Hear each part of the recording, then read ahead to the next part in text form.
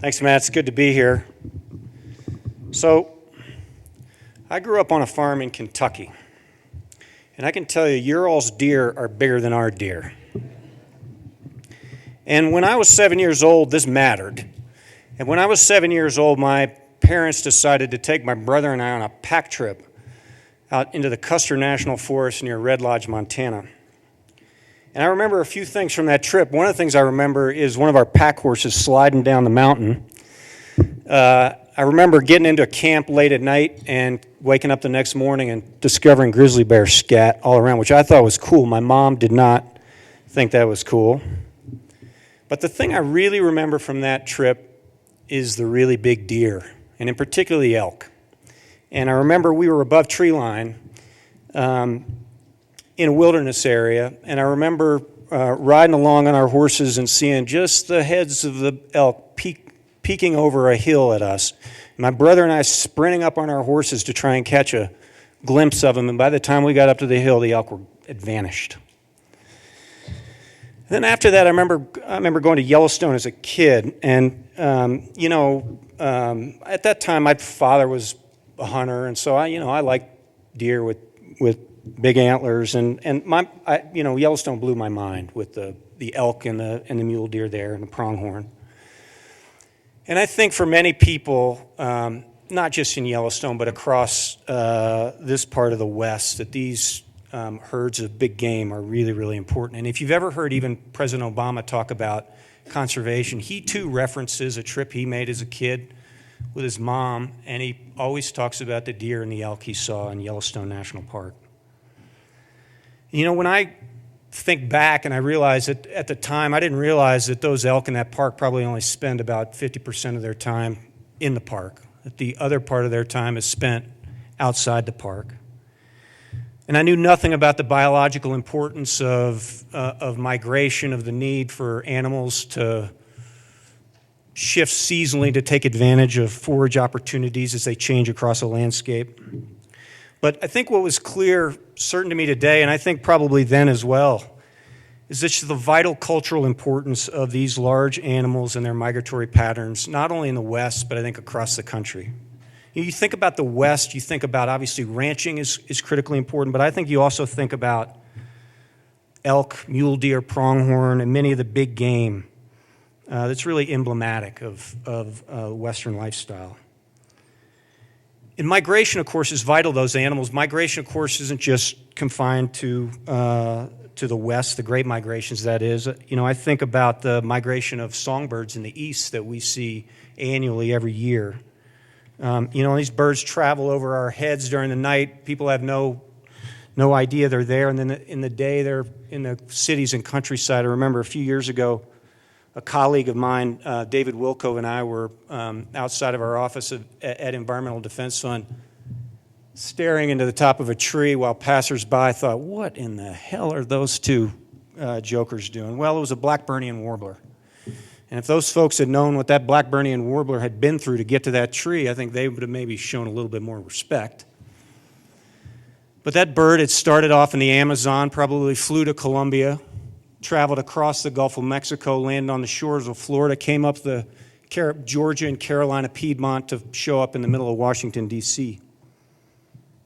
And I think Americans are familiar with some of those migrations. I think of, the Canada geese that we see every year in the Chesapeake Bay. I think the monarch butterfly today is and the concerns about the monarch butterfly is capturing a lot of the imagination of the American people. But of course, these migrations are important not just for biological reasons. They're important for a lot of reasons. I mentioned the cultural importance, the historical importance. But also think about outdoor recreation in this part of the world, hunting and fishing, and the vital importance of those big game animals to the recreational economy. Nationally, recreation accounts for about $650 billion in economic activity annually. I suspect in this part of the world there are a whole lot of tourists, a whole lot of sportsmen, obviously, who come in search of migrating elk, pronghorn, muleys, and other big game. The good news, I would say, is that the development of some of the new scientific methods over the last few decades, particularly GPS and GIS, that Matt and others have been involved in, is proving vital to our efforts to think about how we can serve these big migration routes. I think of the great story that Matt and Hal and Arthur have talked about with me on the Red Desert to Hoback mule deer migration. Of course, many in this room are far more familiar with it than I am. But I think that migration, the fact that not only have we learned exactly where that migration takes place, but that we actually learned there was, in fact, a migration there at all, just shows the value of kind of some of the new science that's being done around migrations. And from a conservation standpoint, this science allows us to understand the challenges associated with these animals go through. The roads, the development, the fences, and all of the other barriers, and even the disturbances that impact where these animals go. And I think that's going to be very important as we think about what the conservation solutions are for continuing to address conservation of these migratory animals. And I would say just as our scientific understanding of migration has grown over the last few years, so too has the way conservation is being carried out across the West and the United States. Conservation has evolved. You know, there's still a sense, and if you talk to the press or you talk to folks in the public that don't follow conservation, there's still I think, a sense that a lot of conservation has to be controversial, or that has to involve a lot of conflict. And clearly there are places where that's still the truth. But I think the big untold truth that we don't hear about enough in the press and in the public conversation at large is that the best conservation efforts taking place across the country today involve collaboration. They involve different interests, ranchers, farmers, forest landowners, industry, conservation groups, environmentalists, scientists, university folks, whoever it is, state governments, local governments, federal governments, all sitting down to work out their differences and looking for a path forward. And this is happening not just because it makes us all feel good to sit down and sing Kumbaya and get together, you know. I think it actually happens because of necessity. I think part of that necessity is the understanding that we have to think across bigger landscapes. And I think this is one of the big changes in conservation over the last couple of decades. We have to think across ownerships. We have to think across political jurisdictions. We have to think bigger. But the paradox is that even while we think bigger, we also have to understand, I should say, that all conservation is local. To be successful across a large landscape, we need to be successful in a whole lot of small locations. Aldo Leopold said when he was working in the 1930s that the only conservation that counts is that on the actual landscape of the back 40. And this means thinking about across both public and private lands. There's a really good example of this right now in the southeast United States on longleaf pine. There you've had folks, again, industry, universities, conservation groups, state, federal, local, you name it. They're folks that have got together and they've charted out a broad strategy across 8 southeastern states. Longleaf pine used to cover about 90 million acres. It dropped to as little as 3 million acres, and now it's over 4 million acres, in part because of the work of this group. But not only are they thinking across the large landscape, they've got local teams in different parts of the region who are working together, who can take the broad national vision and actually carry it out in partnership with individual landowners, with federal land managers and others on a small scale. But obviously private lands is also important, and I want to spend a little bit of time on the opportunities on private land. Even in the West, where land percentages tend to be very high for public land management, private working lands turn out to be vital in a lot of places. There's a reason those lands were settled. They're productive. They're in river valleys. They have important winter range habitat. They have a variety of things that is important not just for cattle ranching or farming or forestry, but for wildlife as well. And I think with this in mind, there's a growing recognition amongst the conservation community that working private lands, working farms, working ranches, working forests are vital and have a vital role to play in conservation. To be successful, we need ranchers to keep ranching. We need farmers to keep farming. We need forest landowners to keep managing forests. The alternative to a lot of these uses is sometimes development, which makes our conservation objectives more difficult to achieve. So maintaining viable working lands often maintains habitat and maintains the very species that we're seeking to conserve.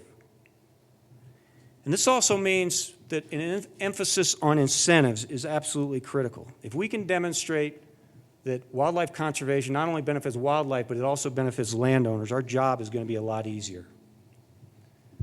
There will always be conflicts with uses on private land and public lands. There's no question about that. But here, too, I think a collaborative approach is best to sit down and find out where we can find common ground, where cattle, crops, forest activities, natural resources, and others can all coexist. And I think conservation policy at the federal level is actually increasingly recognizing both the need to think about larger landscapes, but also the need for collaboration and incentives. And the example I'd use is actually the sage grouse. And obviously a lot of the work on the sage grouse is focused on public lands. But I really want to focus on the work that's been done on private lands, in particular the Natural Resources Conservation Service's effort around the Sage Grouse Initiative. So this was an initiative that was launched in 2010 using targeted science, locally led processes, partnerships with landowner groups, building trust with landowners and others to conserve the sage grouse. So since 2010, using Farm Bill programs, our working lands programs that help landowners install grazing practices or reduce conifer encroachment, restore habitat, put markers on fences so sage grouse don't run into barbed wire. Using those programs, we've devoted about $300 million to sage grouse conservation across the West just in the last 5 years. We've touched over 4.4 million acres. That's 2 Yellowstone National Parks. We've worked with over 1,100 ranchers. We've put 450,000 acres into conservation easements. We've improved grazing. We've done a lot of really good work in partnership with landowners on the ground. And for the rancher's getting better grass, prescribed grazing, technical assistance, financial assistance. And for the bird's getting a better habitat, restoration, you name it. As they say, what's good for the bird is good for the herd. And I think we can take some credit into the work of NRCS for the fact that the sage grouse wasn't listed a few months ago. And also the bi-state population in Nevada and California, also a population that wasn't listed, and also a place where NRCS and the Forest Service as well made significant investments to make sure that be the case. And there's no reason to believe that this type of approach, one that provides financial incentives, technical assistance, collaboration, and in some cases regulatory assurances, can't be used for other species as well. So there's a program in the 2014 Farm Bill called the Regional Conservation Partnership Program. And this is a program that combines our working lands programs with our conservation easement programs. Funding's divided into 3 pools. One pool is a national pool, one pool is critical conservation areas, and other pool is used for important areas in states. And the way this program works is that local collaboratives on the ground, states, landowners, conservation groups, you name it, work to put proposals together in a bottom-up process. Proposals are then ranked and scored against each other. And those programs that reward innovation, that look for partnerships, that build leverage, will do well under the program. And last winter, in January, we announced about $372 million of conservation funding through this program. Now, the good news is that was matched better than 1-to-1. So partners are bringing additional resources to the table to get work done. And these projects cover everything from wildlife to water conservation to all kinds of agricultural, forestry, and ranching issues related to conservation. We're in the midst of a process right now to award about $225 million through this program over the next few months, and we'll have another round of program funding next year. And what I will tell you is that I think you have everything you need sitting in this room to actually put together a pretty good proposal. You've got science, you've got landowners, stakeholders, university folks, government folks to put together a really good effort. And I think as I look forward, my hope is the USDA, both NRCS and the Forest Service, in partnership with other federal agencies, can look for ways to partner with all of you to find ways that we can work together to protect these great migration routes, these really big deer, and to do it here and in other parts across the West. You all have done a great job in providing the science, in building the relationships to be able to get this work done. And I think we have some tools at USDA which can be beneficial to your work. There are generations to come who, like me, will find themselves in Yellowstone or Grand Teton or Custer National Forest, or be driving down a road in the west along a ranch and look out there and see ranchers, but they'll also see elk and mule deer or pronghorn. And they'll recognize, I think, as I have, and I did as a child, the importance of these animals to the West and to the United States. Working together and using the science that many of you all put together, you have in this room what we need to bring together a collaborative landscape scale conservation approach, and you already have such an approach in many places. But to put this collaborative approach, the approach that's emerged over the last couple decades, and to make significant strides in protecting these great migration routes. And from my standpoint, I'll just tell you that I think the Department of Agriculture looks forward to working with all of you to get that done. So thank you.